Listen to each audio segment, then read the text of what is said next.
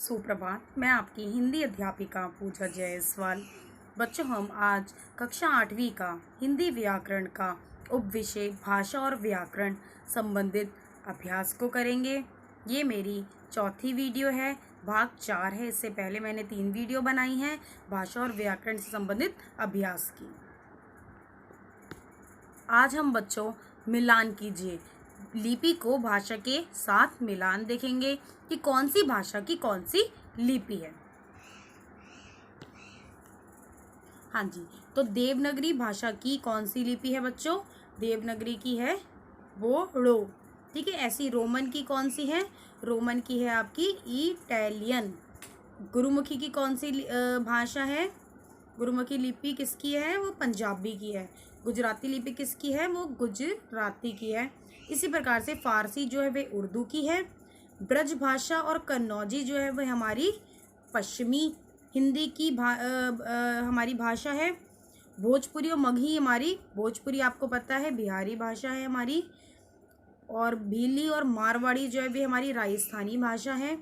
गढ़वाली जो है हमारी वे हमारी पहाड़ी भाषा है, और आखिरी बची अवधी, वे हमारी पूर्वी हिंदी भाषा है। तो इसमें हमने क्या करा? मिलान करा। अब हम बच्चों यहाँ हमारा क्वेश्चन है, रिक्त स्थानों की पूर्ति कीजिए करेंगे। ठीक है। तो पहला प्रश्न है हमारा, भाषा वह डैश है जिसके द्वारा हम अपने विचारों को दूसरों तक पहुंचाते हैं। वे क्या है? प्रकार है, साधन है, स्थिति है। तो भाषा क्या है? एक साधन है। एक साधन है जिसके द्वारा हम अपनी बात, अपने विचार, अपने भाव को दूसरों तक पहुंचाते हैं। उसी प्रकार से हमारा दूसरा प्रश्न है, भाषा के उच्चारित रूप का आधार डैश है। जो भाषा हम उच्चारित करते हैं वे क्या है? वे ध्वनि है, वे वर्ण है, वे क्या है? या वे विचार है। तो उसे हम क्या कहते हैं? उसे हम ध्वनि कहते हैं। हमारा तीसरा प्रश्न है, भाषा का लिखित रूप डैश होता है। क्या होता है? जो हमारी लिखित भाषा होती है वे हमेशा स्थायी होती है। वो हमेशा हम जब चाहे उसे दोबारा पढ़ सकते हैं, देख सकते हैं, जान सकते हैं, अपनी आने वाली पीढ़ी के लिए सुरक्षित रख सकते हैं। हमारे चौथा प्रश्न जो है, मौखिक भाषा भाषा का डैश रूप है। तो मौखिक भाषा भाषा का गौण तो कुछ नहीं है, गौण नहीं है ना सहज, वे क्या है? प्रधान रूप है। हमारा पांचवा प्रश्न है, डैश ध्वनियों को लिखकर प्रस्तुत करने का एक ढंग होता है। उसे हम क्या कहते हैं? उसे हम लिपि कहते हैं, वर्ण कहते हैं, वर्तनी कहते हैं। तो सही उत्तर क्या है? जब हम ध्वनियों को लिखकर, ठीक है, जब उच्चारित करते हैं तो वे ध्वनि कहलाती है। जब हम लिख देते हैं, जब हम चिन्हों का प्रयोग करते हैं तो वे हमारी लिपि कहलाती है। अब हम जानेंगे बच्चों कौन सी भाषाओं की कौन सी लिपियां हैं, जो मैंने आपको इससे पहले बताया है। मैंने आपको पाठ में भी बताया था, जब मैंने आपको भाषा और व्याकरण का अभ्यास कराया था तब भी समझाया गया था। तो हम देख लेते हैं। हिंदी, संस्कृत, मराठी, नेपाली, बोडो आदि क्या है? हमारी देवनागरी लिपि है। अंग्रेजी, फ्रेंच, जर्मन, स्पेनिश, इटालियन, ये क्या है हमारी?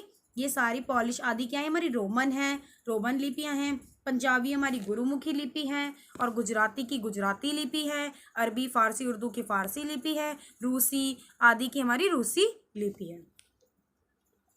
अब हम यहाँ जानेंगे कि उपभाषाओं की कौन कौन सी बोलियां हैं। तो पहला आप देख रहे हैं, पश्चिमी हिंदी की कौन कौन सी बोलियां हैं बच्चों? खड़ी बोली है, हरियाणवी है, ये हमारी सारी बोलियां हैं।